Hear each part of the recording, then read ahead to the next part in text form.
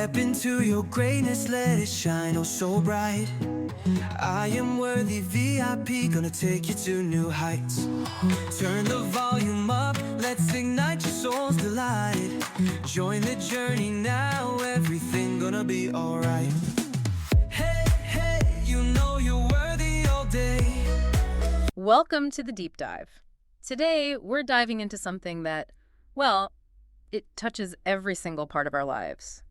Our emotions, our human experiences. Yeah, it really does. We had a listener send in a really fascinating set of resources, and we've gone through it all to kind of pull out the key insights for you. Think of it as a bit of a shortcut, maybe. Exactly. A shortcut to understanding that often pretty complex world inside us, our inner life, our relationships, trying to get you those aha moments without drowning in information. And the main guide we're using for this exploration, the real foundation, is Brené Brown's Atlas of the Heart. Right. It's really comprehensive, and it's going to be our lens as we navigate all these different feelings and experiences. Okay, so let's unpack this. First thing, and this was kind of surprising right out of the gate, the research suggests just how limited our everyday emotional vocabulary actually is. It's quite striking. Apparently, the average person can easily name only about 3 emotions. You know the ones. Happy, sad, angry, the big 3. Yep. But this book, Atlas of the Heart, it maps out 87 different emotions and experiences. 87. Which is a huge leap. And what's interesting, too, is that some aren't even strictly emotions in the classic sense. They're more like thoughts or states that lead to emotions. That makes sense. But it also points to how complex this all is, right? I mean, even the experts don't fully agree on what an emotion is. Exactly.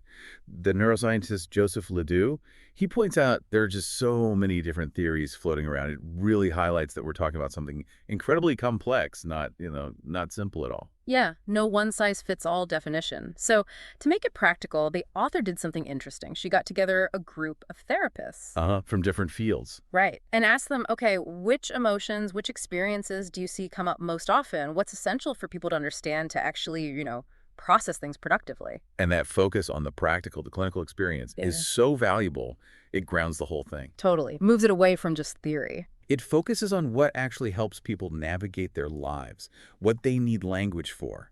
These are the feelings that, when we can name them, it seems to unlock something. It makes me think of that map analogy the book uses. Emotions as layers on a map. Yeah. We all know the main cities: happy, sad, angry, but there's so much more detail, right? Hills, rivers, little towns. Naming these other emotions adds that detail to our own internal map. It helps you orient yourself, okay, that's what this feeling is. It gives you a place to start. Exactly. It's about prioritizing, like you said, getting your bearings in your own inner world. Precisely. And having that richer vocabulary lets you navigate with, just more precision. Okay, so let's wade into some of the trickier terrain now. Stress and overwhelm. The book makes a really useful distinction here. Yes, this is the good one. It talks about being in the weeds, like things are crazy busy, but you're kind of managing, versus feeling completely blown. Totally swamped, you just can't cope. Right. And we all know stress, but the research is clear. Chronic stress, it really takes a toll on our health, aging, immune system, sleep, you name it. Overwhelm is that breaking point. And just recognizing that difference is key, isn't it? Being in the weeds might mean you need to, delegate or shuffle priorities. But feeling blown, that signals maybe you need a bigger change. Step back, get some real support. Yeah, a different level of response needed. And sticking with difficult feelings, anxiety, dread, and fear. The book teases these apart, too. It does. Anxiety and dread are often about the future, anticipating some kind of threat that might happen. Whereas fear is about now, something happening right now that feels threatening. And Dr. Harriet Lerner's perspective is mentioned, reminding us that these feelings, even the really unpleasant ones, they're actually, they're adaptive. They evolved for a reason. Absolutely. They're our internal alarm system. Kept our ancestors safe. Alerted them to danger, prompted them to, run or fight or hide. It helps to remember that, doesn't it? That they aren't just bad feelings or signs of weakness. Not at all. They're deeply human. The challenge is figuring out when the alarm is appropriate for the actual situation today versus, a false alarm or an overreaction. Good point. Then there's vulnerability. That comes up a lot. The book shares some really powerful examples from people in the research.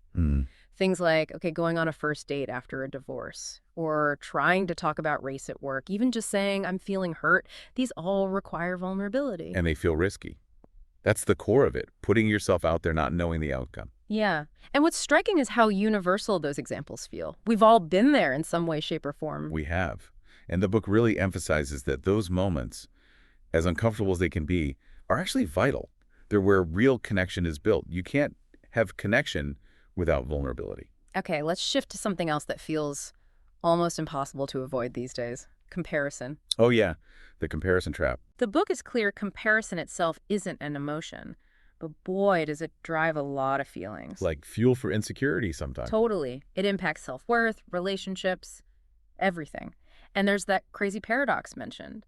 This pressure to both fit in and stand out. How do you even do that? It's exhausting. Exactly. It just sets you up for constantly measuring yourself against others. Am I good enough? Successful enough? Liked enough? Always looking over your shoulder, basically. It talks about upward comparison, looking at people you think are better off, and downward comparison. Looking at those you perceive as worse off. Right. And this leads into envy and jealousy. Let's start with envy. Okay. Envy is usually about wanting what someone else possesses. Their talent, their looks, their stuff. The book mentions 3 categories: attraction, competence, wealth. Right. And it can get darker. There's hostile envy. Not just, I want what you have, but I wish you didn't have it. Oof. That's uncomfortable to admit, isn't it? Feeling that hostile edge. Very. It's hard to own.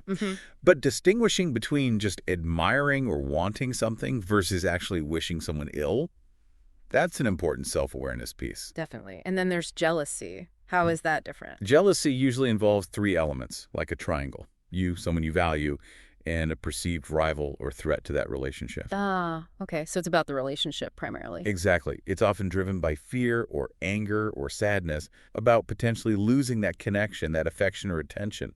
Less about wanting the rival stuff, more about fearing the loss of the relationship reward. That's a really helpful distinction. Am I envious of their success or jealous because I feel they're taking my friend's attention away?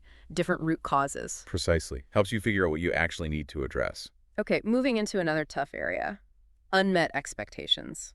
Starting with resentment. Ah, resentment, that sticky feeling. Yeah, described as this kind of tangled mess. Frustration, judgment, anger, maybe some envy mixed in, often sparked by feeling treated unfairly. And often, it comes back to boundaries, doesn't it? Or unspoken needs. Exactly. Not setting boundaries, not asking for what you need, or just expecting others to read your mind or act a certain way you can't control. And it just simmers, right? Yeah. Builds up over time if it's not dealt with. That lack of clear communication about limits is huge fuel for resentment. Then there's disappointment. Simpler, maybe, but still painful. That feeling when things just don't pan out as you'd hoped. Yeah. The book talks about self-expectations, the ones we don't even know we have. Or haven't voiced. Right. Versus the ones we've actually thought about and maybe shared. But even then, disappointment can sting because you allowed yourself to hope. There's that vulnerability again. The book uses that Disney World packing example. Oh, that's such a relatable one. Right. The chaos, everyone having different unspoken ideas about how the trip should be, leading to little frustrations and disappointments piling up. It shows how even small things can be loaded with expectations. And sometimes, the book suggests, if we're hesitant to voice our expectations, it might link back to feeling like we don't deserve to have our needs met. That's deep. Okay, what about regret? Regret is tied specifically to outcomes we feel we caused or failed to prevent through our own actions or inactions. Things we did or didn't do. Exactly. Research shows common regrets cluster around big life areas: education, career, romance. But what's really striking is how often failures of kindness pop up as major, lasting regrets. Wow, that says a lot. It does. And the book frames regret, when processed well, not just as negative, but as a potential catalyst for reflection, for change. And it suggests it's rooted in empathy, understanding our impact. Feeling regret means you understand how your actions might have affected others or your future self. That makes sense. Yeah, it connects back to our capacity to care. And finally in this group, discouragement, resignation, frustration, those feelings when things just aren't working out. Right. The book helps tell them apart. Disappointment is often about external factors. It didn't work out.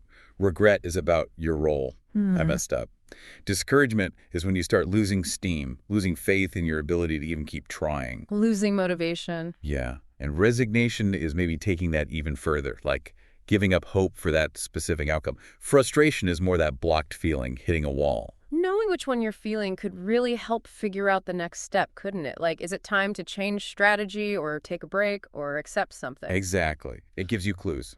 Okay, let's shift gears. Let's talk about some more uplifting moments. Experiences of transcendence and inquiry, awe and wonder. Ah, yes. Those moments that take your breath away. Often happens in nature, right? Or with amazing art or sometimes spiritual experiences. Right. That feeling of being tiny but also connected to something huge. Mm-hmm. That Rachel Carson quote about keeping a child's sense of wonder really captures it. It does. Awe gives you perspective, lifts you out of the everyday grind for a moment. It really can. Then there's confusion, which the book presents in a really interesting way. Not as bad, but as a signal.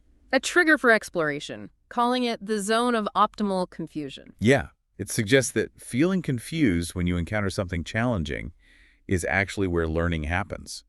Resisting the urge to just shut down because it doesn't make sense immediately. Leaning into the confusion, that takes courage. It does. It requires being okay with uncertainty while you figure things out. And related to that, curiosity and interest. What's the difference there? So interest is described more as cognitive openness.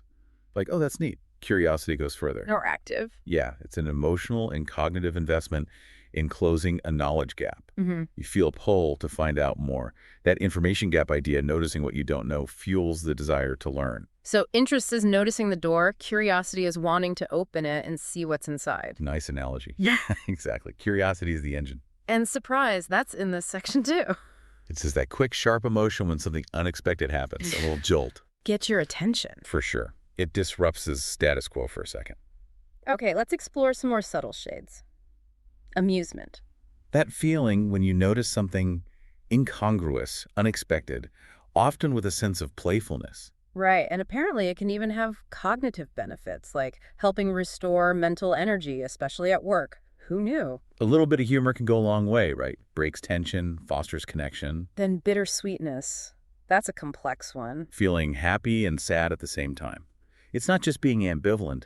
It's both feelings genuinely present together. And apparently our ability to even feel that develops as we get older, as we can handle more emotional complexity. Yeah, it reflects a more nuanced view of life where joy and sorrow often coexist. It's about holding that complexity. Nostalgia is another mix, isn't it? Definitely. That blend of warmth for the past, but also a sense of longing or loss, often pops up when we're feeling down or searching for meaning. But it's a double-edged sword, the book warns. It can be. It can connect us and comfort us, but it can also lead to idealizing the past, maybe resisting the present or needed changes.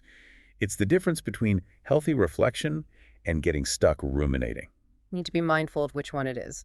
Okay, cognitive dissonance. That uncomfortable tension when you hold conflicting beliefs or values, or when your actions don't align with your beliefs. The book uses that really powerful example of the doomsday cult. Yeah, how even when the prediction failed, some members became more convinced. They had to justify their commitment to reduce that dissonance. It shows how strong that drive for internal consistency is. We'll go to great lengths to avoid that discomfort. We will. Then there's paradox and irony situations with contradictions or unexpected twists. The book adds a note of caution here, right? About using irony or sarcasm sometimes. Yeah, being careful they aren't just masks, ways to avoid being direct or vulnerable when clarity is actually needed. And sarcasm itself saying the opposite of what you mean, often with that critical edge. It can be playful sometimes, but often it just injects negativity or masks true feelings. Not always the best tool for connection. Right. Okay, now, let's turn to some really difficult emotional places. The places we go when we're deeply hurting. Anguish. Just the word sounds heavy. Intense, prolonged pain and suffering. The book mentions a painting, a personal story about devastating news. It tries to capture that profound depth of pain and stresses how vital support is. Absolutely. Trying to mask or go through anguish alone can be incredibly damaging. Connection is crucial. Then hopelessness and despair, that crushing feeling when you just can't see a way forward. Yeah, the book explains it as the absence of realistic goals, pathways to reach them, and that sense of agency, believing you can actually do anything about it. It's like the opposite of C.R. Snyder's hope theory. And it mentions the 3 Ps of negative thinking that fuel this. Right. Pervasiveness, everything is awful. Personalization, it's all my fault.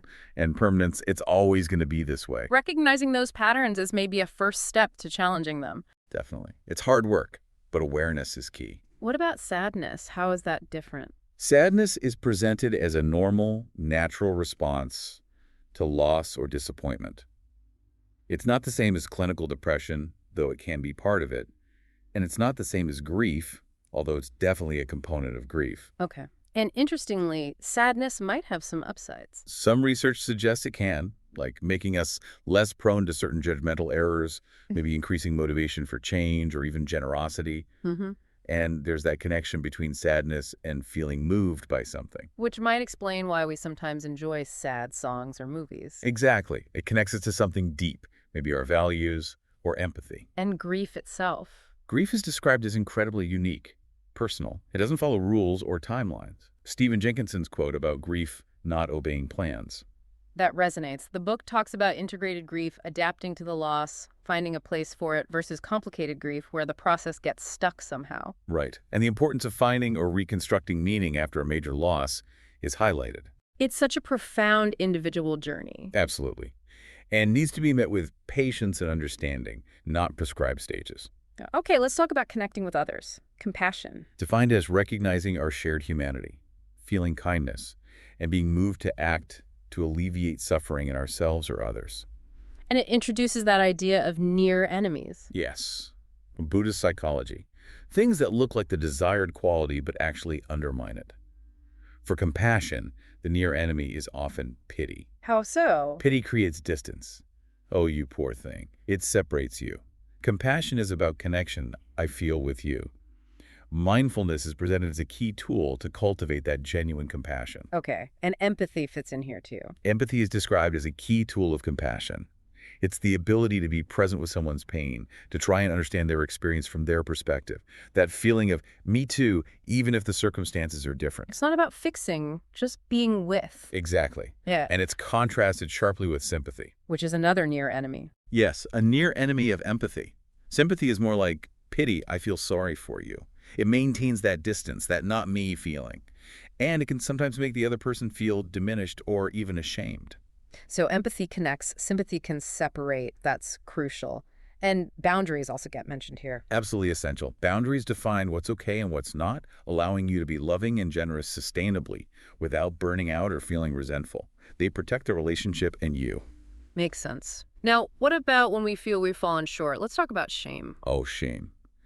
Described as that intensely painful feeling or belief that we are fundamentally flawed and unworthy of love and belonging. It thrives in secrecy, silence, judgment. Exactly. And the antidote is empathy. Someone meeting your shame with me too or understanding rather than judgment. And it's different from guilt, right? Crucially different. Guilt is I did something bad. Shame is I am bad.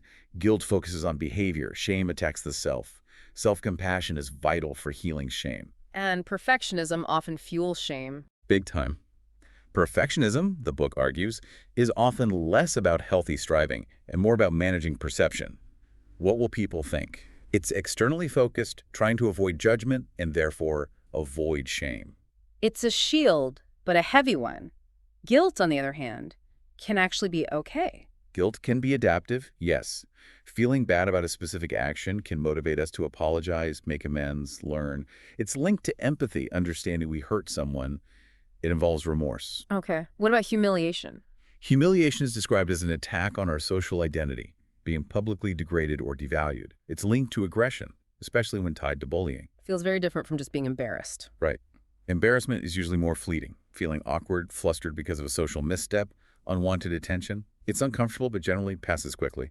Less of an attack on your core worth or social standing. Got it. Okay, let's move to that core need. Connection. Belonging versus fitting in. This is such a powerful distinction in the book.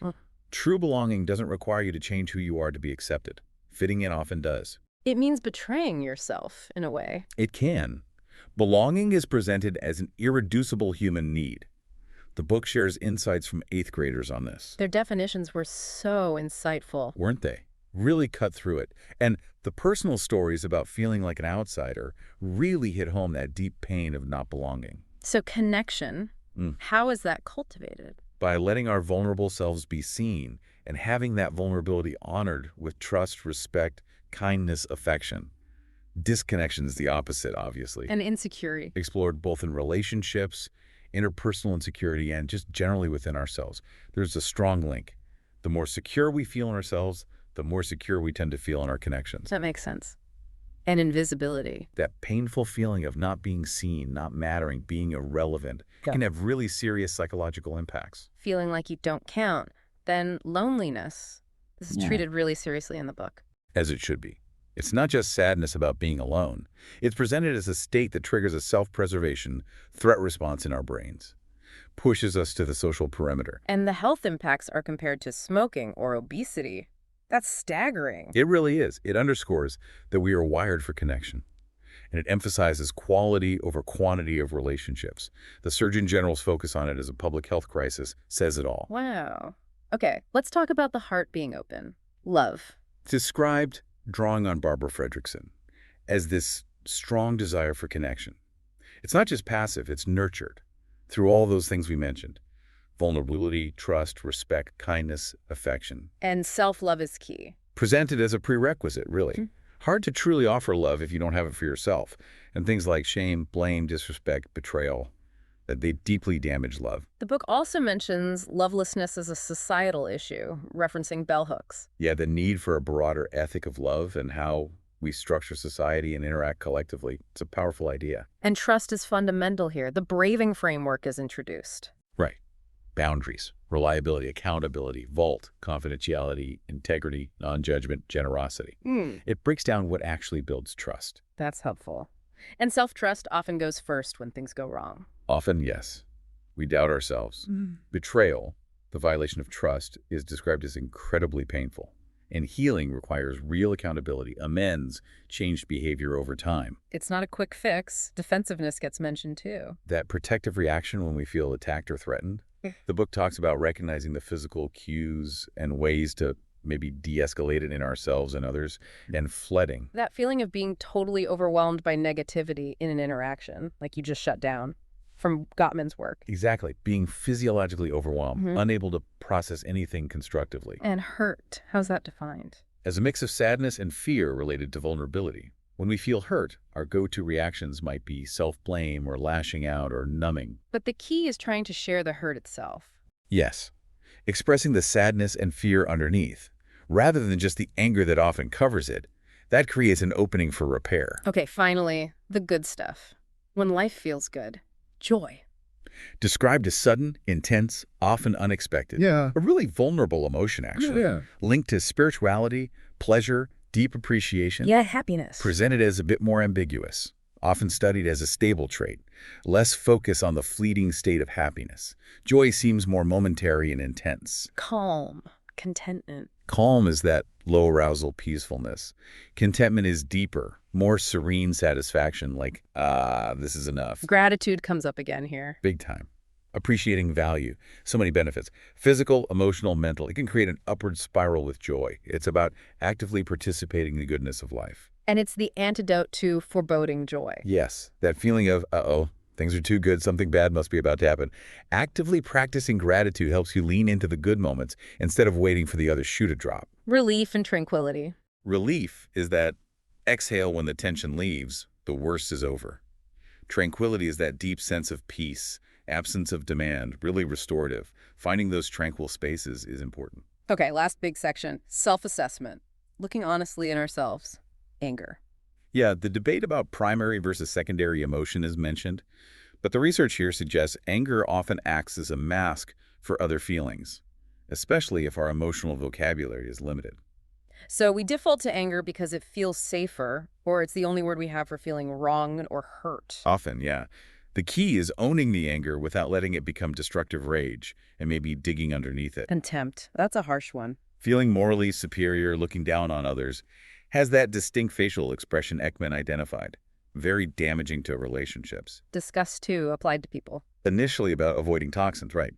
But when we feel interpersonal disgust, it's like judging someone as fundamentally contaminated, maybe morally. It can lead towards dehumanization. Seeing others as less than human, that's dangerous territory. Extremely. It allows for cruelty. Hate is described as a potent mix of negative feelings towards those seen as intentionally malicious and incapable of change. What about self-righteousness? That conviction of being absolutely right, often closed-minded. Different from righteous anger about genuine injustice, self-righteousness often has that I know better than everyone flavor. Terminal uniqueness. Pride versus hubris. Authentic pride is feeling good about your actual accomplishments. Healthy. But hubris is that inflated sense of your innate superiority, often tied to dominance. Interestingly, it correlates negatively with actual self-esteem. So it's puffery, not real confidence.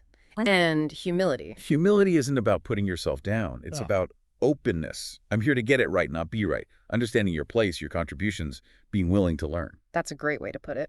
Okay, so wrapping up, the key takeaways for cultivating meaningful connection. It emphasizes the ongoing nature of learning about this stuff, recognizing those tricky near enemies we talked about, kitty versus compassion, etc., and the absolute importance of emotional granularity, knowing what you're actually feeling. And practicing grounded confidence. Based on learning and awareness, not ego, and having the courage to walk alongside others, being empathic, supportive, not trying to control their path, sharing power, listening deeply to their stories, rumbling with story. Building narrative trust, believing people's experiences. Yes, and ultimately realizing that our connection with others can only be as deep as our connection with ourselves. Wow. Okay, so as we wrap up this deep dive, drawing on all those listener sources, and especially Atlas of the Heart, we really hope this has given you, the listener, some valuable insights. Into your own inner landscape, your relationships, it's complex stuff. It really is. But just expanding that understanding, getting more language for the nuances of what we feel, it's incredibly powerful. You know, understanding these places we go can help us navigate things with more resilience, build stronger connections, and just deepen our self-awareness, connect better to that shared human experience. So here's a final thought for you to maybe chew on. Which of these places, these emotions or experiences we talked about, resonated most strongly with you? And how might that deeper understanding maybe shift things for you moving forward in how you interact, how you reflect? Perhaps think about those near enemies in your own life. Are there ways you react that seem helpful but might actually be getting in the way of the connection you really want? Something to consider.